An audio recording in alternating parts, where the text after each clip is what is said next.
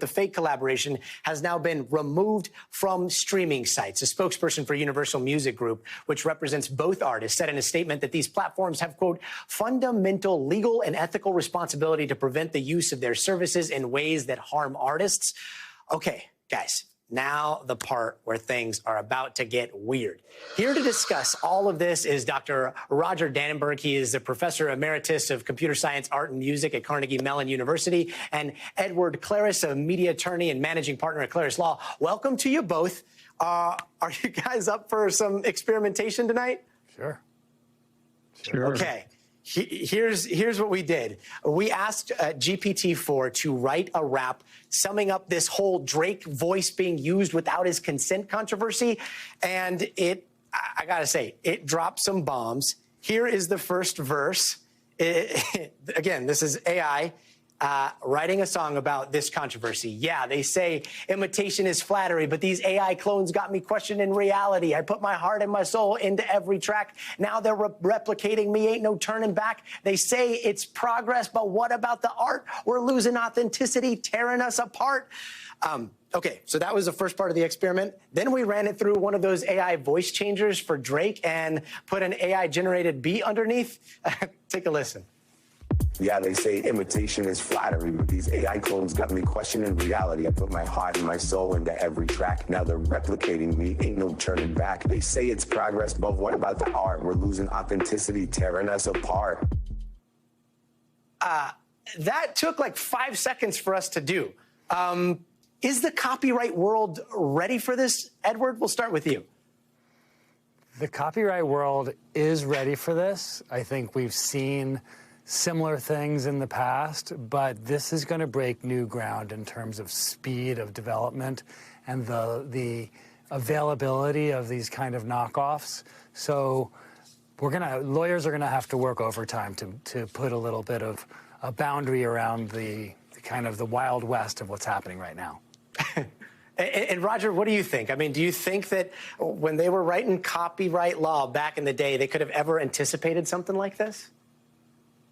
I don't think so. And I think that, maybe it's not even a question of copyright, but it's more related to identity and what rights do we have in that? Because copyright has almost never been applied to things like style and voice imitation. I'm looking at this thing, and it is, again, this is ChatGPT writing this, but I'm in the studio fighting for my sound while the AI is making tracks without a human to be found. Is it fair? Is it right to use my voice to profit off my style without giving me a choice? I built my empire from the ground up, but these AI clones, they're just trying to cut. I know this was written by an AI, but is there truth to this, Roger?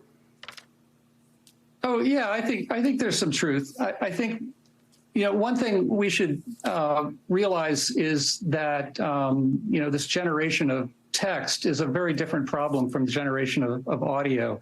And so we're talking about a lot of different things here. But certainly, appropriation is a very gray area in the arts because we would not have art, we would not have style, we would not have popular music if artists were not learning a lot from other artists and adapting their work. So it has to be a lot of information gets shared. But when you can, at scale, copy someone's style to the point of mistaken identity, then I think it brings in a lot of different ethical issues, and it's something that we haven't really seen before.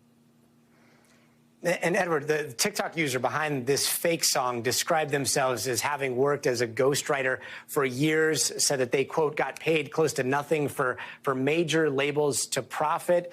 Says the future is here, end quote. How do you put parameters around this, especially when you're dealing with ecosystems where people, for valid reasons or not, might think that this is totally fine? Great question, and I agree with Roger on sort of the question right here has to do with the use of a voice, Drake's voice in particular, or The Weeknd's voice. And that has to do with right of publicity and the ability to commercialize a person's name or likeness or voice or identity. And here we've got that problem.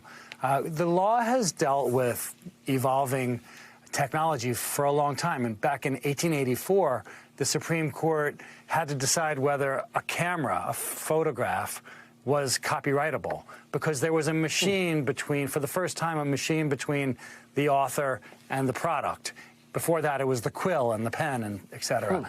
And so the court then said, yeah, you can use a machine between the author and the subject and still have copyright in the person, not the machine.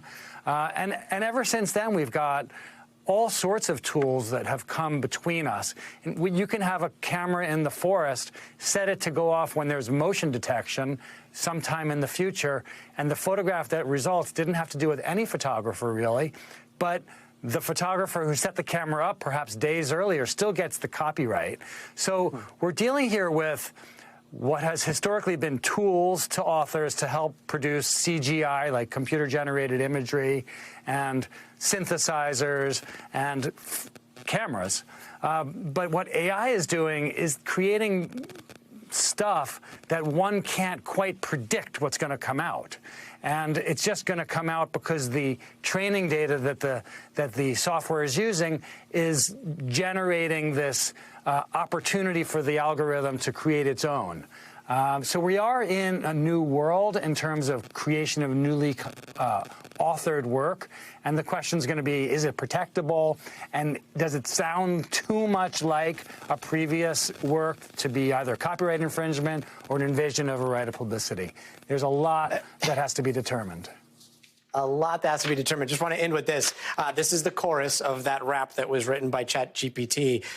Copyright concerns, they're on my mind, but the tech keeps advancing, leaving me behind. I know I got to adapt, embrace the change, but it's hard when the game just ain't the same. Last question. Do you guys agree with that? I think that the rules are going to end up being largely the same. The Supreme Court's deciding a case in 2 months about a Warhol appropriation of a photograph of Prince. We're dealing here with, the Supreme Court does deal with copyright and right of publicity, and other courts do too. I think it'll all ultimately fit under the rubrics that we currently have, but there will be tweaks, and there are a lot of unknowns. Well, and just to be a little bit oppositional, I think that like the introduction of recording, which fundamentally changed music performance and music distribution and all of the commerce around it, I think that this coming world of let's call it creative AI applied to all different media is really going to change things a lot because of the low cost and the scale. Things are going to scale up, and I think it's going to be sort of a race between commercial music production that has a lot to do with advertising and targeting and creating works that are really special that people find value in, versus the ability of every man to just create their own, customized music for themselves using AI tools that are basically free. Thanks for watching our YouTube channel. Follow today's top stories and breaking news by downloading the NBC News app.